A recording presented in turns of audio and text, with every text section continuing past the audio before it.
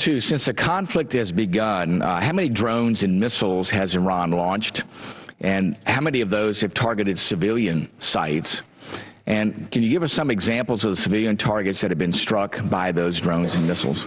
Yeah, Congressman, I think the specific number of drones and missiles are best addressed in a classified forum, which follows this. I'll talk about there. But what I can say here is Iran Can you just give us orders of magnitude, hundreds, thousands? Thousands. Okay. What I can say here is Iran deliberately targeted civilians in the Middle East at least 1,000 times. We've seen many of this play out on TV. Restaurants in Bahrain, restaurants in neighborhoods in UAE, the same thing in Kuwait and Saudi Arabia. We saw before our very eyes on TV, you saw it yourself, yes. Cluster munitions going off over Tel Aviv, targeting civilians. Yeah. It was crystal clear. How many civilians do you estimate have been killed, or casualties, we'll call them in general, which includes killed and injured, by these attacks since combat operations have begun? At least 300 killed and injured, sir. Okay. Very good. Do you believe that the regime's attacks on civilian targets are indiscriminate? Are they focused? Are they purposeful? Do you see a commonality in the things that they're doing in defining these targets and going after them? The 1,000 attacks were deliberate. Okay. Was there any rhyme or reason that you saw behind what Iran was doing and who they were targeting? Was there any purpose behind that, or was it just indiscriminate? I think you saw a terror regime executing terror-like attacks, living up to their billing more than 1,000 times. The only rhyme or reason and consistency was against innocent civilians. Gotcha. Let me ask this. You bring up innocent civilians, and that I think is a critical point here. The regime kind of talks both ways, talks about wanting to settle things and wanting to bring their country back to a stable state, yet with them indiscriminately targeting innocent human lives, the regime seems not to have any regard for innocent civilians and is wanting to continue its theocracy there. Give me your perspective about where you think the regime has been when all this began back in December and where it is today. Has that place in their mindset changed based on this, or are they still on the path of indiscriminately targeting civilians? They remain on the same path, Congressman. We saw them kill tens of thousands of their own people, and since the ceasefire, we've seen them hang dozens of people. Gotcha. Just yesterday, you saw the chief of police proudly announce that they arrested 6,500 Iranians for no reason. Mm-hmm. So none of this has changed within the regime. They're still trying to suppress their own people, still trying to have that iron fist on their population there to keep them under control, regardless of what happens elsewhere. I completely agree. Very good. With that, I'd yield back, and now we'll go to Mr. Norcross. Thank you, Chairman. I'd like to thank the witnesses for coming here today. Much discussion about the most relevant issue here. That's the war in Iran and the reason why we're there, or the reason listed. But I think we all can agree that Iran cannot have a nuclear weapon. That is almost at every beginning of a statement the first thing we talk about, and certainly we understand that. So, Admiral Cooper, in your testimony, pages 6 and 7, you outline the assets that CENTCOM has destroyed in Iran. Your assessments that we have destroyed approximately 85% of the ballistic missiles, drones, and naval industrial base, preventing their ability to execute operations, stunt their ability to reconstitute their force. Despite that assessment of degraded capabilities, what wasn't happening prior to this war is now happening, and that's the Strait of Hormuz being closed. Can you give us the difference between that assessment, which you laid out to us, and how the straits are now closed? Congressman, thank you very much for that. I think these are two separate matters. There is a linkage that I'd like to discuss in a closed forum for sure. With respect to their conventional capability, if I zoom out and directly to the ranking member's point, from a military strategy perspective, we absolutely derailed decades of what Iran was trying to achieve with their ballistic missiles, their nuclear program, and the proxies. That's one piece of it. I think equally important is their ability to build and reconstitute That's been eliminated. This will not. So that part's been eliminated. On the Strait of Hormuz itself, sir, to your question, I think there's several important factors here. The blockade itself, which we are controlling, nothing is going in or going out. On the Strait, there are a lot of it's a complex environment. The Chairman of the Joint Chiefs characterized it this way. Iran's capability is significantly degraded. So their voice is very loud. So why is it closed? As we sit here today, there are low volumes of ships that are going in and out. Factors, we had 2 U.S. flag ships go out just last week. If you look at your gas prices, nobody's thinking that Strait of Hormuz is open. That is the real measure that we go with. But let me go on. Excuse me. In the wake of Operation Midnight Hammer, Congress, House Armed Services Committee, and most importantly, American people were assured that Iran's nuclear capabilities and their mouth were completely destroyed. The president's own words, completely and totally obliterated. This assessment was why that operation was done. If it is completely destroyed, how is it that the issue of a nuclear weapon is still the #1 focus, and we're not addressing that? Congressman, I think anything regarding the Iranian nuclear program is best placed in a classified well, these are words that the president has used. So if it has been destroyed, why are we in this war? Because destroyed means it's not coming back. Your actual publications talk about the term destroyed, that it cannot be reused. It is completely useless. So if it has been destroyed, why is a nuclear weapon the #1 issue? Again, sir, I think anything regarding Iranian nuclear weapons capability is best discussed in a classified form, and I'm happy to talk about it. So I have to assume by that statement that either A, it has not been completely destroyed, and that's why we have to go back in the classified, and I get that. Because if it was, we wouldn't be at war. With that, I'll yield back. The gentleman yields back. The gentleman from Georgia, Mr. Scott, is now recognized. Thank you, Mr. Chairman. And I'm going to read this just for the benefit of the American citizens and others that are watching. This is from Dan Zimmerman's testimony. The Center of Islamic Terrorism has shifted from the Middle East to Africa. There's another statement in here that says Islamic terrorists in Africa are both capable and intent of striking the U.S. homeland. Is that correct, Mr. Zimmerman? Correct. General Anderson, your statement, terrorism remains the most acute threat in Africa. U.S. AFRICOM's area of responsibility has become the center of gravity for global jihadism, with West Africa accounting for over 51% of global terror-related deaths in 2024. ISIS West Africa, JNIM, Al-Qaeda.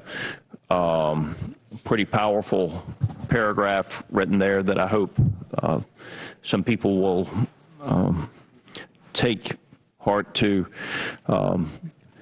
What can AFRICOM, as you know, I spent a fair amount of time on the continent between this committee and another one, not do today that it could do 5 years ago, and what is being done to correct that? Congressman, I think the best example I can give is that 5 years ago when I was commander of Special Operations Command Africa, we rescued American hostage Philip in 96 hours. Largely because we had access, placement, and relationships.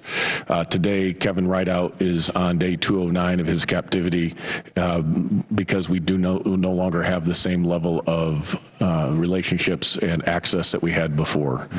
We are working to rebuild that access and engage with those folks in those different countries to address the common threat. So we lost Airbase 101 and 201 that did tremendous damage to our ISR cover. I went to Nigeria. I spoke with, I know, Minister Toumba and several others. And what was relayed to me is that they didn't appreciate the lecture that they got from Secretary Fay and Dr. Wallander at that time. And that is why we were asked to leave Nigeria, is that because we did not respect the sovereignty of that country under the previous administration. Is that your understanding? Congressman, I can't speak to that exact meeting. I can address that sovereignty is a very important aspect to all the African countries. It was made very clear to me that when the United States was a guest in a country that we did not need to think that we could come into a conference room in a leadership circle and lecture them about what we would and would not do in their country. And I'm concerned about the loss of the relationships that occurred because of the arrogance and the lecturing that occurred many years ago. And I do think Secretary Rubio is trying to regain that credibility with those countries. I was in Burkina Faso not too long ago. The leadership in that country was very pointed. They want trade, not aid, which I think is where the administration is headed, and that they had just expelled the French and they were not going to trade one master for another master, is literally word for word what the way it was put to me from the leadership of Burkina Faso. Is that consistent with what you hear? They are not going to trade one master for another? Congressman, that is consistent with what I hear across the region. So with the loss of access in Niger and the growing Russian influence in the Sahel, what are the most urgent basing and overflight gaps, and what authorities or resources do you need to restore operational reach? Congressman, the biggest concern I have is the growing black hole of intelligence in the Sahel. With the withdrawal of the French and much of the European partners, as you mentioned, our withdrawal from Niger, it is very difficult for us to provide adequate INW. So what we are looking at is investments in non-traditional ISR capabilities as well as traditional intelligence surveillance in order to layer these, and that includes open source as well as exquisite. And so building that network in order to illuminate what's happening in the Sahel is our top priority. General Anderson, in my last 3 seconds, I want to read one other sentence from your statement. The PRC sees Africa as their second continent and critical to their economic and military future. We as Americans need the relationships with the continent of Africa. The critical minerals, as well as the ability to fight terrorism, is contingent upon our relationships over there. I have tremendous faith in you, General Anderson, and I look forward to working with you to restore that access. I yield. Chair now recognizes the gentleman from Massachusetts, Mr. Moulton. Thank you very much, Mr. Chairman. Admiral Cooper, you keep using the term significantly degraded. Last summer, we were told that Iran's nuclear weapons program was obliterated. Can you clarify the distinction between obliterated and significantly degraded? Congressman, again, I think appropriate to talk about anything regarding the Iranian nuclear program. No, I'm not asking you to talk about the Iran nuclear program. I'm asking you to talk about English language. What's the difference between obliterated and significantly degraded? Are they the same? Congressman, anything regarding the nuclear program. I'm not asking you to talk about the nuclear program, Admiral. I'm asking you to answer a question that applies to a lot of things beyond the nuclear program. You've also said that their ballistic missile program was significantly degraded. What does that mean? The specific numbers are best, as you know from your own... Well, President Trump's own national security strategy, which he signed in December, 5 months ago, used the exact same phrase, significantly degraded. So if this was true back then, 5 months ago, then why did we start this war? Was he lying to us then?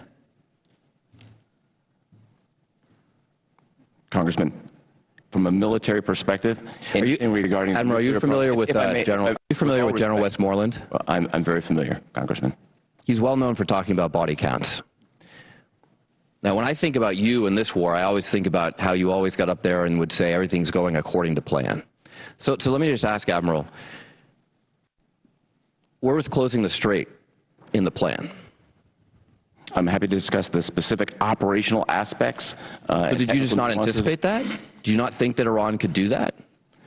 Or was that part of the plan here? Congressman, for 250 years, the Navy has kept sea lanes open and free. Under every previous president, the Strait of Hormuz has been open. So why is it closed under your watch? Congressman, I've traveled through the Strait of Hormuz probably 100 times. I'm intimately familiar with it as a combatant commander. So why is it closed? If you're so familiar with it, did you not anticipate that Iran might... If I may answer the question, if I may answer with respect, with all due respect. My responsibility as a combatant commander is to lay out all the options, present those to the Secretary and the President. They make policy-level decisions. So you presented the operational aspect. So, Admiral, you presented the reality that Iran might close the strait to the President and the Secretary of Defense. Anything that I discuss with respect to... okay, well, let's go back to the plan. Where was begging China for help opening the strait part of the plan? So from a military perspective. There are multiple reports now public that Iran has already reconstituted many of its bombed-out missile sites. Was that part of the plan, too? Those reports are inaccurate. Okay. I will actually give you credit for regime change. I know that was part of the plan. You've replaced an 86-year-old in failing health with a fatwa against producing nuclear weapons, with a more hardline guy in his 50s who, in case he wasn't hardline enough, you killed his immediate family. Was that part of the plan? Is that the regime change you wanted? Congressman, we were given very specific military objectives to degrade Iran's power projection capability. That's exactly what we did. Okay, so in the course of doing that, you also lifted the oil sanctions on Iran, giving them about $14 to $16 billion. They can buy a lot of ballistic missiles for that. Was that part of the plan? Lifting oil sanctions on them in the course of the conflict? They killed 14 Americans, we lift oil sanctions on them? As you know, sir, the U.S. military does not lift sanctions. That's a policy decision. Okay, I'm just trying to figure out where it was part of the plan.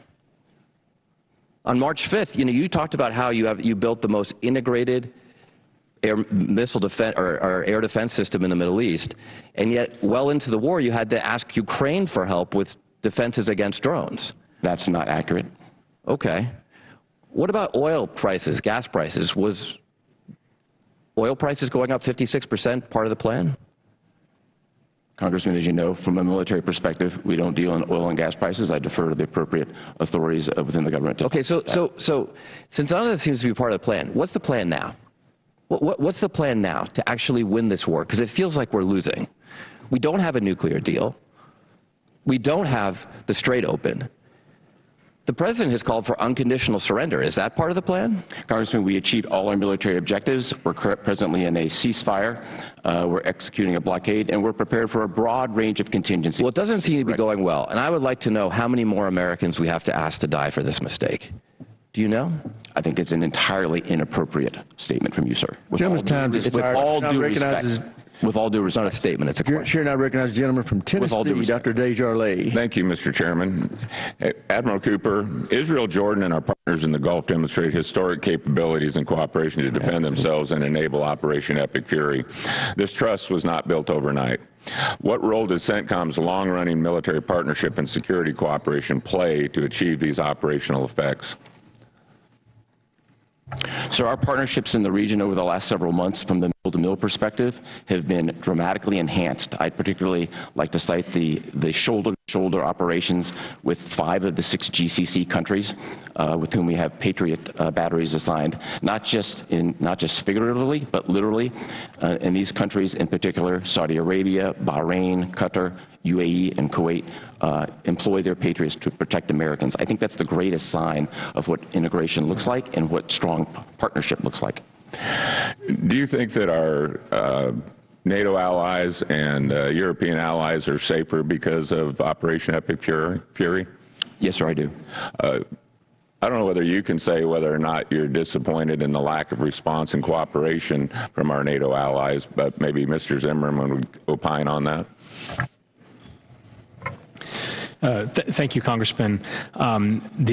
We can talk more about in the next session. Certainly, we have been very eager for our certain NATO partners to be much quicker to step up and lend a hand. We have gotten support from some of our NATO allies. That's part of the story. But in some cases, it was disappointingly late to need. But when it came to Russia and Ukraine, they were very pleased that we were directly involved. Correct? Very pleased. Yes. Admiral Cooper, you stated in your opening statement pretty clearly, do you think that Iran's regime is stronger today than it was before Epic Fury? Congressman, by every measure of national power, Iran is significantly weaker. Okay, so their military is significantly degraded. Can they project power like they could 8 weeks ago? They cannot, sir. Okay. And do you think that their information that they receive, and this may go back to Mr. Zimmerman, but the information that you're hearing in this committee today, the one thing I love about armed services, we're very bipartisan. We're on Team America. But Mr. Zimmerman, do you think that the Iranian regime pays attention to U.S. politics? 100%. Okay, this is my opinion, but I'm hearing people in this room today, and certainly on news outlets like CNN and other left-leaning outlets that seem to almost be rooting against America. From what Admiral Cooper describes and what our military has achieved, which they should be getting nothing but accolades from this entire committee as well as the entire country, the operations that they have undergone in Venezuela with Midnight Hammer, with Epic Fury. There shouldn't be an American on this continent that isn't proud of what our military did, but yet what we're hearing in the news and what we're hearing in this room seems to very much wane on politics. The fact that we're talking about gas prices when just less than 5 years ago they were over $5 under Biden, and under Obama they had a sustained high price for longer than any other president. Is it helpful to have this type of opposition in terms of military success in the Middle East right now going on when we're trying to finish degrading what was probably our third biggest adversary? Mr. Zimmerman. Congressman, the good news is that the president has been very clear about his resolve to bring a solution to this conflict that will advance U.S. interests, and the Iranians pay attention to that too. These things don't always happen exactly as planned, and there are things that change, right, Admiral Cooper, in terms of the timing. I think when Obama went after Gaddafi, it ended up taking 7 months. We're a few months into this. You've already said that the Iranian military, the regime, their military capability has been substantially reduced. Their nuclear capability has been substantially reduced. Their ability to achieve a nuclear weapon has been substantially reduced. So all of these things would indicate that Operation Epic Fury has achieved a great success to this point. Would you agree? I would, sir. We met all our military objectives, and just on the point of timing, we conducted military operations for 38 days, and now we're 40 or so plus since the ceasefire is in effect. So we've actually been in the ceasefire longer than we were conducting active kinetic operations. Gentleman's time's expired. Chair, and I recognize the gentleman from California, Mr. Carbajal. Thank you, Mr. Chairman, and thank you to the witnesses for being here today. It's interesting to hear that during Biden and Obama, there were challenges, gas prices were high, and that was terrible back then. But now it's okay. Now it's okay. Talking about partisanship, I think it's important to understand what's being said. I want to start by expressing my condolences to the families of the 13 service members who lost their lives in this war, and of the 2 service members who passed away during the training exercises earlier this month in Africa. Admiral Cooper, I also want to thank you and all the men and women serving under you for your service to our nation during this difficult time and a misguided war. We are quickly approaching 3 months of deeply unpopular war, a war that still has no clear objectives and end in sight, a war that is costing billions of taxpayer dollars, a war that is driving up the cost of living for every American, especially at the pump. This war was not authorized or budgeted, which means the department will be asking Congress for a supplemental funding package on top of the proposed $1.5 trillion defense budget for fiscal year 2027. Secretary Zimmerman, we know the cost of oil has gone up globally, with some estimates over 55%. How much has this increase in oil cost CENTCOM directly over the duration of Operation Epic Fury and now into Operation Project Freedom? Congressman, I'd be happy to take that question back and get you as accurate an answer as I can. Is there any percentage, an increase of cost, anything? I think I'll have to get back to you on that. I don't think that anyone is questioning that Iran's military capabilities have been severely degraded over the course of this campaign. Yet, despite the intense bombing campaign and the apparent eradication of Iran's navy, they are still able to blockade the Strait of Hormuz and hold targets around the region at risk. Admiral Cooper, do we possess the military capability to open the Strait of Hormuz against a military that has been severely weakened? Congressman, I wouldn't want to talk about any specific capability, but broadly speaking, we are well postured to execute military operations across virtually any continuum. But the Strait of Hormuz is still closed.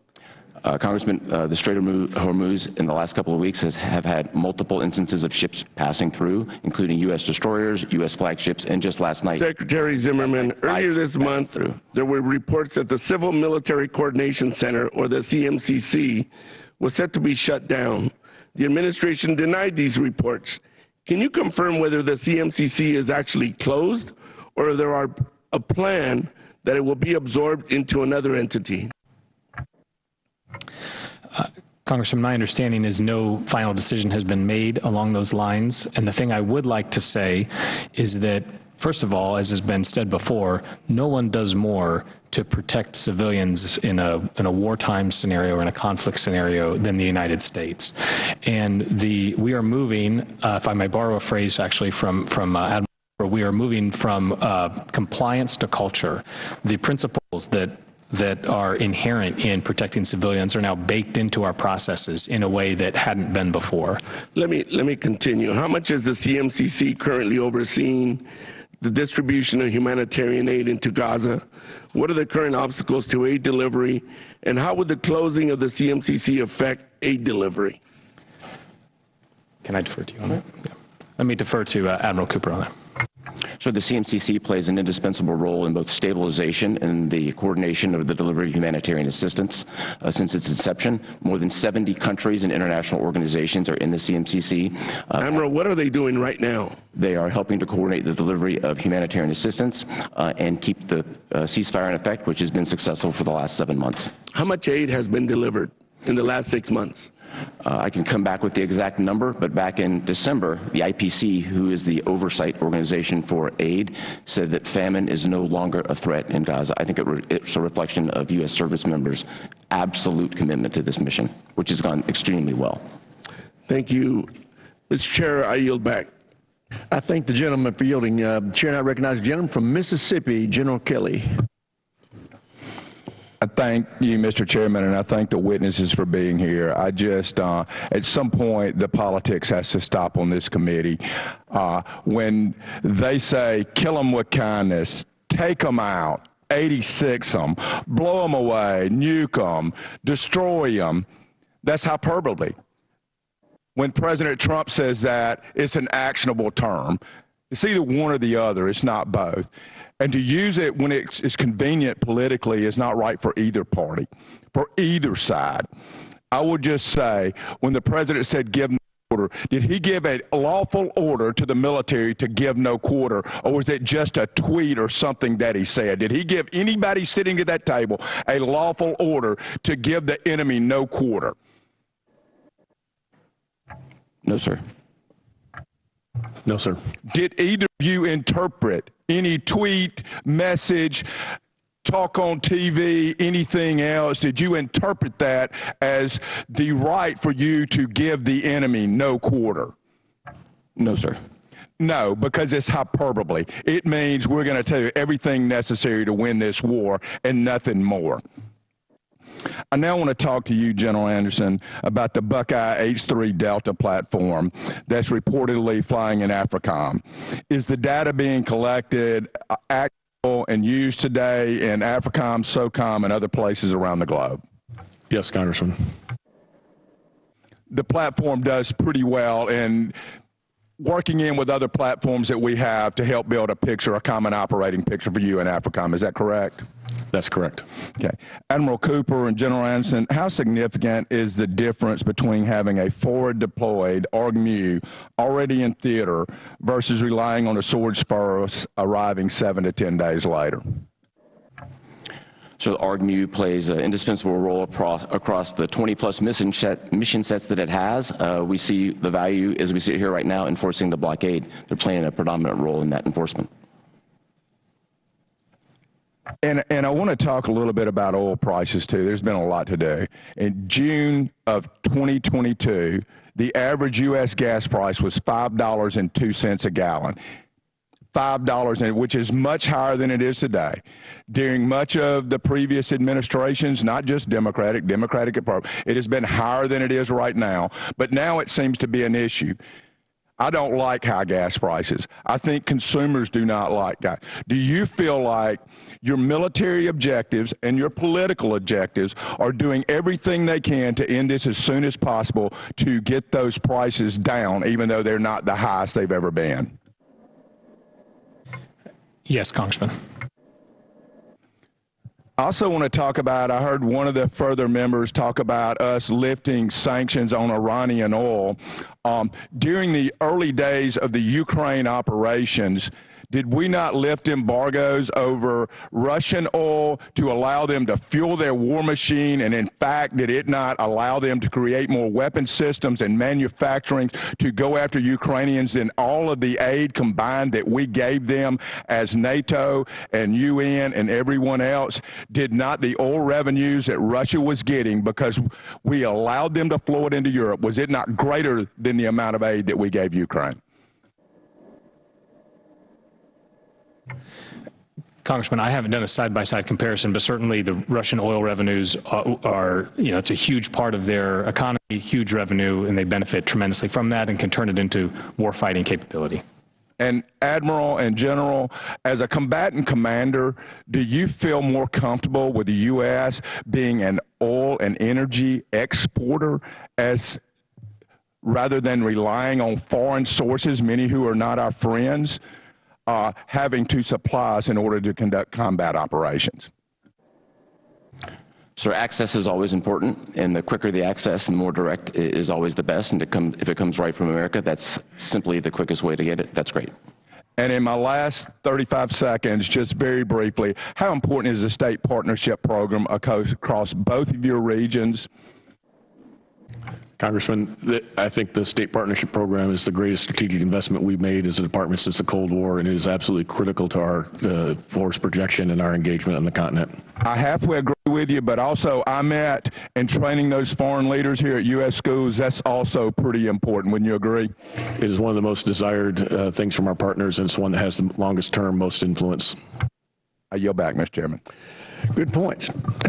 Chair, I recognize the gentlelady from Pennsylvania, Ms. Houlihan. Thank you, Mr. Chair, and I want to start the conversation reiterating what many of my colleagues have said, which is my deepest condolences go out to the families of the 13 service members who have lost their lives and the 2 who lost their lives in the training exercise as well.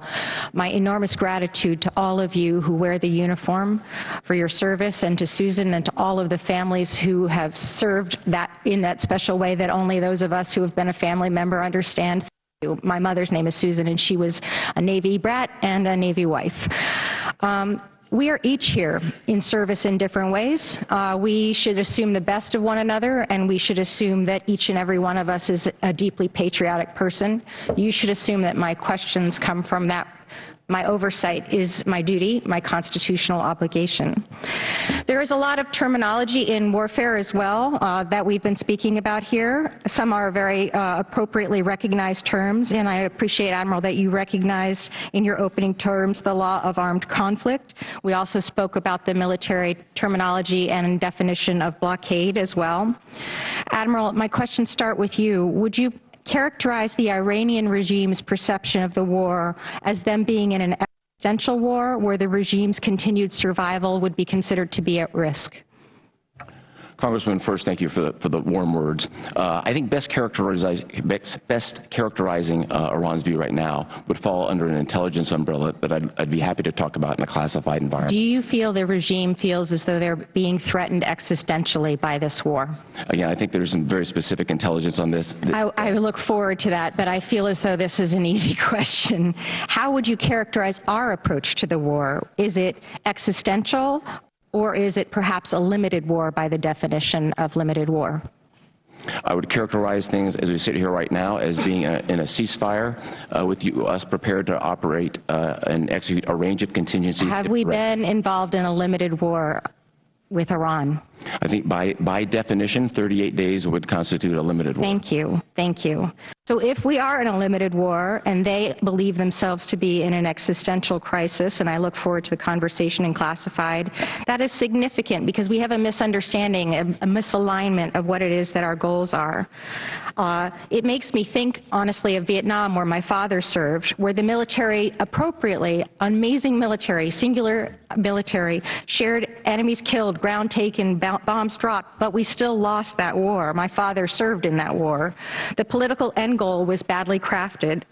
You've struck 13,000 targets, 80% of the Iranian defense services, 90% of the Navy. You've talked about all of these issues. But Secretary Zimmerman, in the negotiations, why does it feel like we're losing this war? Why does it feel like we're heading towards something that is not necessarily a victory of any kind?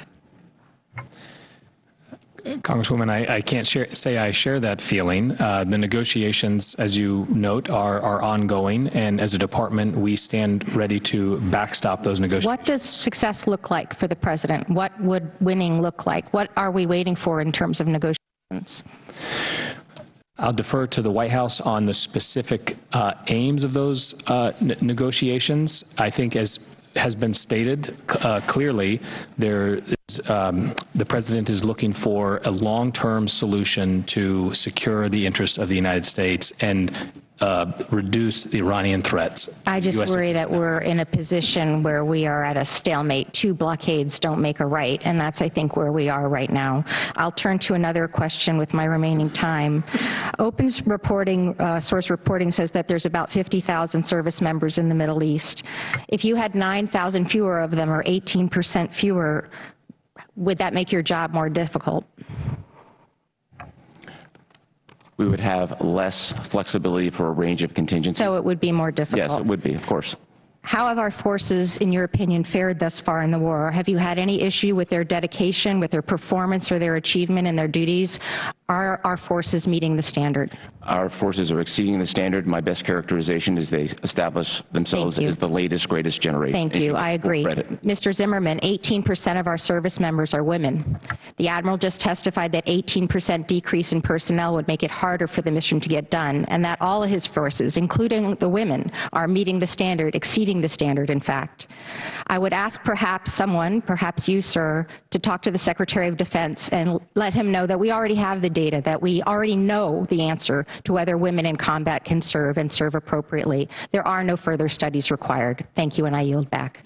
Gentlelady yields back. Chair now recognizes gentleman from Guam, Mr. Moylan. Thank you, Mr. Chairman. Thank you to our panel. I truly appreciate your hard work and your dedication to our nation and taking care of the American people. I really appreciate you and believe in what you're doing.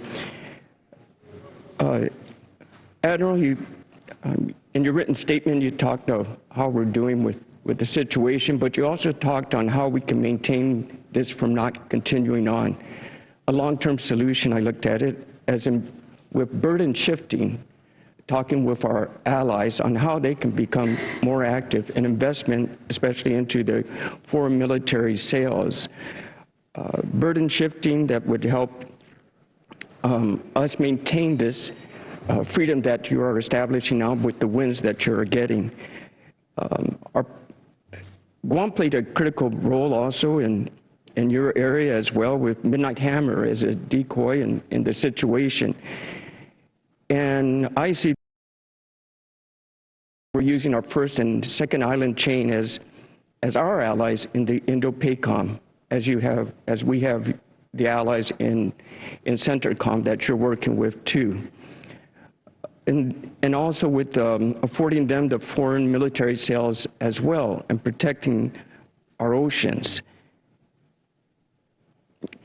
Do you feel that this should also be a priority for Indo-Pacific by prioritizing their defense spending to facilitate the administration's burden and sharing priority as you have advocated for CENTERCOM partners? So just a note on burden sharing in the central region. We're past the concept. They have been serving side by side, defending Americans over the course of multiple months. We couldn't be prouder. They're all eager to assume a greater responsibility for their own defense. They have bought $320 billion versus of American weapons. That number alone would be the second largest defense budget in the world behind our own. So they're eager, they're well trained, they've proven themselves in combat by defending Americans. I think that's a fantastic model that could be used in any theater. And would you agree by investing in U.S. platforms and weapons, that's the best investment they can do by increasing their military spending? It's crystal clear to all our partners that American weapons and systems are the best in the world. Okay, I thank you for that, and I'm also hoping that Taiwan was quick to purchase the foreign military sales, and I'm hoping they can get what they purchase as soon as possible as well. And moving on then, speaking on munitions, it's been stated Iran they developed their military deterrence with conventional shield, their missiles, so ballistic missiles, so they can be allowed to continue the development of their nuclear program, which you successfully put aside. But also in our epic fury on how we did that is we used our ammunition stockpile. So with the current stockpile we have now, are you concerned about our own conventional shield to protect CENTRICOM and especially the Indo-PACOM? And I ask you, what can Congress do to help support you? Congressman, I have no concerns about munition supply. We are well supplied and well postured for a range of contingencies to protect Americans and execute other operations as directed. I'd really defer to my colleague Admiral Paparo on anything specific. But what I'll also say is the United States military can move munitions and platforms like no other military in the world. If our civilian leadership decides to reprioritize efforts, we'd be able to move people, munitions, planes, you name it, very, very quickly. Excellent to know. Thank you. Finally, the last question on readiness. We have the USS Ford returned home after 11 months. This extension had some negative effects on the maintenance and what they had to go through for the ship to be always ready. Do you think Operation Tempo could be effective in CENTRICOM because of this? And also, do you think this will affect the importance that for steady to deter aggression in the Indo-PACOM since we overextended the Ford? Sorry. First, I'd like to honor the crew of the Ford for a remarkable deployment. Their service during combat operations, appropriately recognized by the President, I think is just an outstanding sense of just what the people achieved. In terms of the effect from a global perspective, I'd really defer to policy on that. In terms of where we are in CENTCOM, we have all the people, resources, ships, planes necessary to execute any mission. Gentleman's time's expired. Chair now recognizes a gentleman from Colorado, Mr. Crow. Thank you, Chairman. Admiral Cooper, I'd like to start with you. Does the word declare mean to make a statement openly or formally?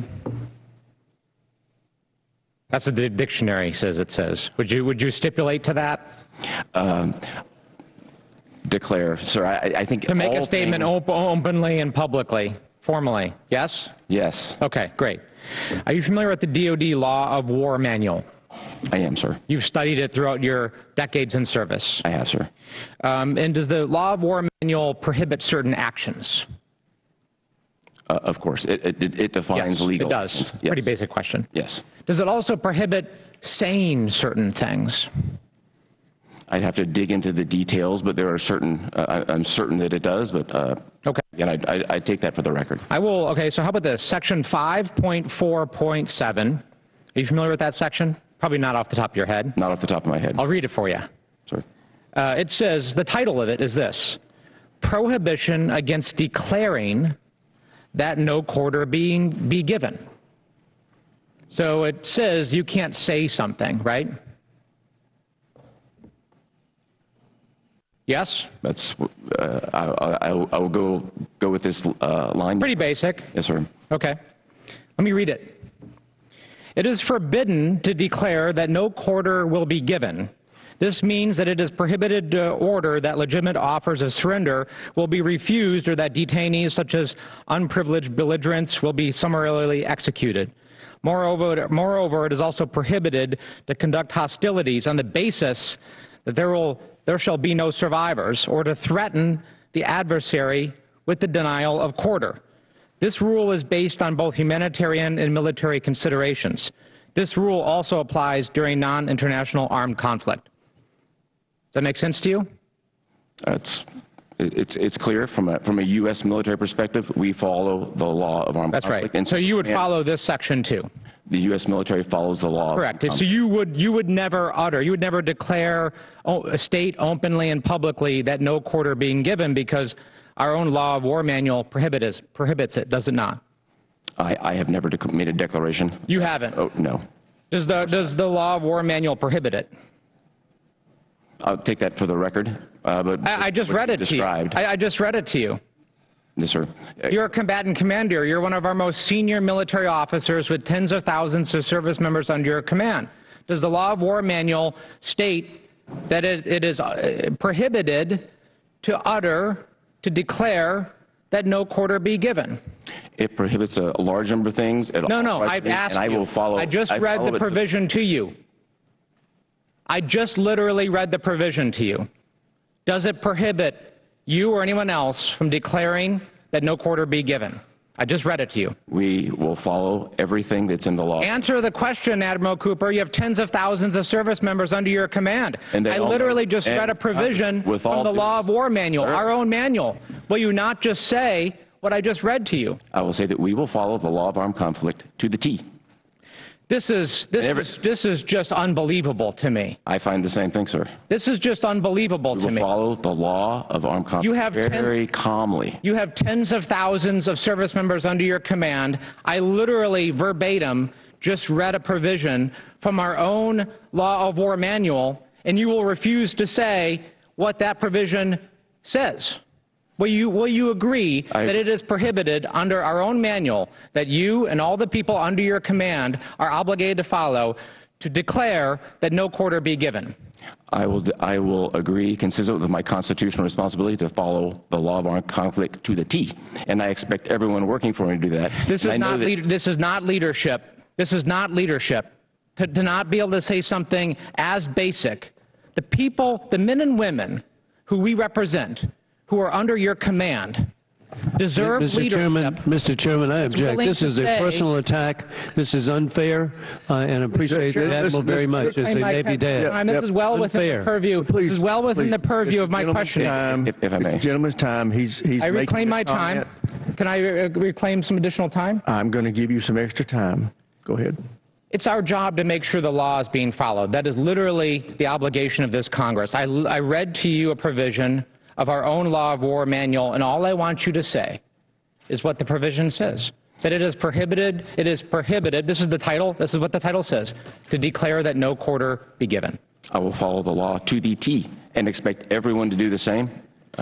This is extremely disappointing. Our service members deserve far better than this. I yield back. Gentleman yields back. I want to make it clear that when a member is recognized, it is the member's time. They can make a speech with their time if they want to. They can ask a question with their time if they want to. They can do a little of both. They can try to ask the witness leading questions. It does not mean the witness has to answer the way they want. The witness is in charge of their answers. The member may or may not like their answers, but you cannot compel the witness to give the answer you want them to give. But having said that, the member can try to ask leading questions if they want to, and it may be bothersome to other members the way they're doing it, but it's their time. With that, Chair now recognizes a gentleman from Wisconsin, Mr. Van Orden. Thank you, Mr. Chairman. I'd like to read a quote from the Chairman of Joint Chiefs of Staff. The procedures were correctly followed, and it was a righteous strike. That was General Mark Milley talking about the Hellfire missile that killed a family of 10 in Kabul. And the Department of Defense obfuscated that a reality until they were forced to admit it. And they did that because they didn't conduct a thorough investigation. And they lied to the American public. So we must actually take the time to do a thorough investigation of what took place overseas. Mr. Zimmerman, are you a political appointee? Yes. You are. Admiral, it's good to see you. Master Chief, General, Sergeant Major. Admiral, are you a political appointee? No, sir. General, are you a political appointee? I'm appointed by the President to serve as a combatant commander. Okay, but you're not a political appointee. Okay, is there a way that we could potentially identify a political appointee versus an active duty member of the military at this table? Is there some way that we could just like look and go, I'm guessing Mr. Zimmerman is a political appointee and that you two are active duty members of the military? Is there a way we could do that? Mr. Zimmerman? Congressman, my kids have pointed out that I am by far the least impressive looking member at the table. Right, so we could just say, I don't want to. We could potentially say that there's an easy way to identify a political appointee versus an active duty member of the military. And I think it's wholly inappropriate to ask active duty members of the United States military to answer political questions, because that's not what you're here to do. And when my colleagues berate active duty members of the United States military to try to demand that they answer political questions, it's wholly inappropriate and it's inexcusable. And when we are seeking different offices than we are in currently, and we're trying to make splashes for television, that's what you get. So I want to discuss something very serious. Ranking Member Smith and Chairman Rogers recently gave every member of this committee a memo saying that there was an unauthorized disclosure of classified material. And it was by a member of this committee. And I think I know who was doing this. So when I'm asked by the press,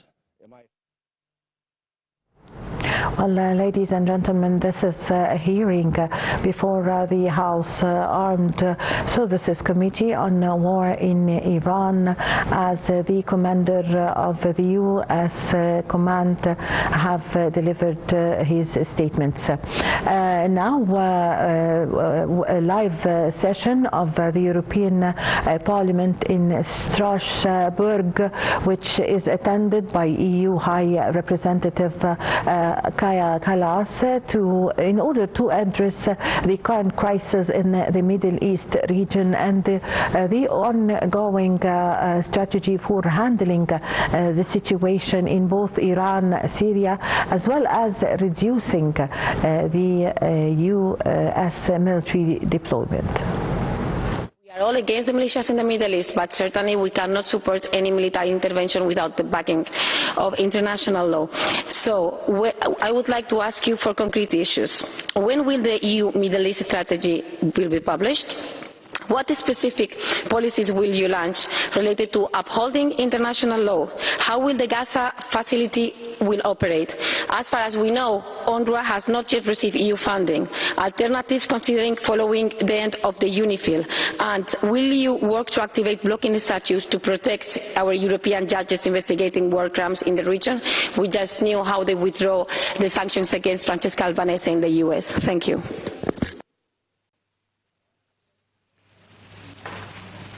Thank you very much.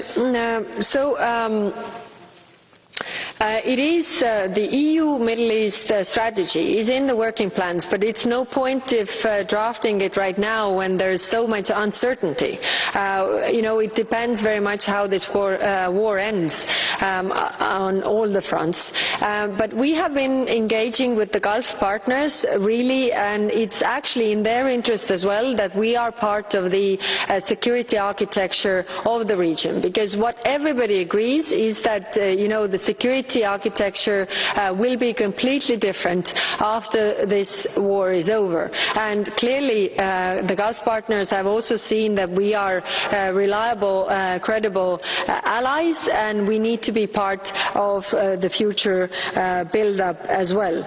Now, Of course, when it comes to the international justice system, why is it so important that it's held up? It's because of the accountability. Again, when we talk about the war in Ukraine, when we talk about Gaza, when we talk about all these wars, then people also need to see accountability. If there, people in the West Bank, for example, if they see that their family has been killed, their homes have been destroyed, they need to see somebody held accountable. And that's why the justice system is extremely, extremely important. It's also very important for us and to have long-term peace, because if there is accountability, there is less revenge and retaliation that keeps on happening in this region. And if you can just repeat your questions in the follow-up, because I couldn't take it all down. Thank you. Yes, my other question was about the Gaza facility and why till now it seems that UNRWA has not yet received EU funding. And if this is my last turn, I would like to say that because it is very important accountability, this is why we need you to work to activate the blocking statute. It's very important because our judges, our ICC judges, are the ones who are fighting against the impunity of the Israeli government and to hold them accountable for what they have done in Gaza and Lebanon. Thank you. Thank you. I'm actually not aware that UNRWA hasn't received our, input, because the information that I get is that we are the only supporters of UNRWA and, Palestinian Authority as well. When we are talking about the revenues that are withheld with Israel that, belong to Palestine, actually, then we are, of course, raising this all the time. To really put them in a position that they would release these revenues for Palestine, because it's their taxpayers' money. When it comes to the blocking statute, then so far, this is clearly the tool that is in our hands. It is a Commission initiative in this case, but the member states have not. Many member states have not asked for this. Few have. So the point is of those countries that the judges are also coming from, that we need to use these tools, and then some countries are saying that we can also actually work with helping these judges to operate with other tools. So that's why we don't have an agreement on the blocking statute, and that's why we haven't put that on the table. Thank you. Okay, thank you. Procediamo ora con l'onorevole. Our next speaker is colleague Nemec. Dear High Representative, Europe is still hiding behind diplomatic words. I'm pretty sure you can agree with me. Civilians are dying in the field and war criminals go unpunished. Israel apartheid is trying to erase Palestine and they're bombarding Lebanon. EU cannot be a global peacekeeper if we have double standards, one for Africa, one for Europe, and so on. If we want to keep our moral compass, we need to stand on the side of justice.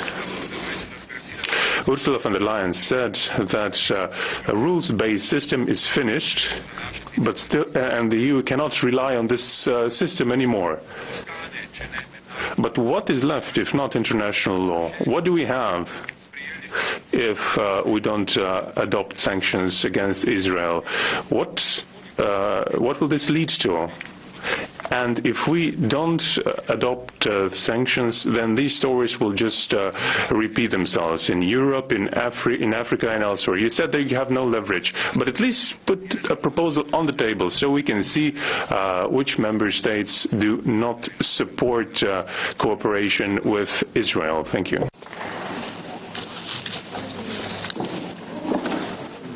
Thank you. International order is under heavy strain. That's very clear.